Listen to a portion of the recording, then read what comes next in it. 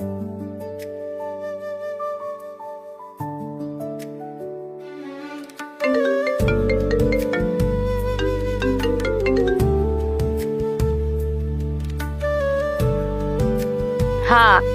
काय madam, tension गेलं का सगळं?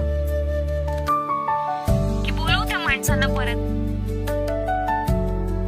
काही नाही ग राधा, सगळेच जण सारखेच असतात. का आता काय झालं ग? बाईच्या जातीनं नक्की काय करावं ना हेच कळत नाहीये मला. नवरा म्हणतो घराच्या बाहेर पडायचं नाही, का तर त्याचं नाव खराब होईल म्हणून. घरात बसले त्याला कमी लेखलं तर तिकडेही ओरडा खायचा. जाऊ दे ग सायली. खरंच राधा, कधी कधी मला असं वाटतं की तू जर माझ्या आयुष्यात नसली असतीस ना तर माझं काही खरं नव्हतं, मी टिकूच शकले नसते. फक्त तुझा प्रेम आणि तुझा जिव्हाळा मला आपुलकेपणाची चाहूल देतं बघ. सायली, जगात जर स्त्री आणि पुरुष हे नियमच नसते ना तर तुझ्यासारखी मैत्रीण माझी प्रियकर व्हावी अशी माझी इच्छा असते.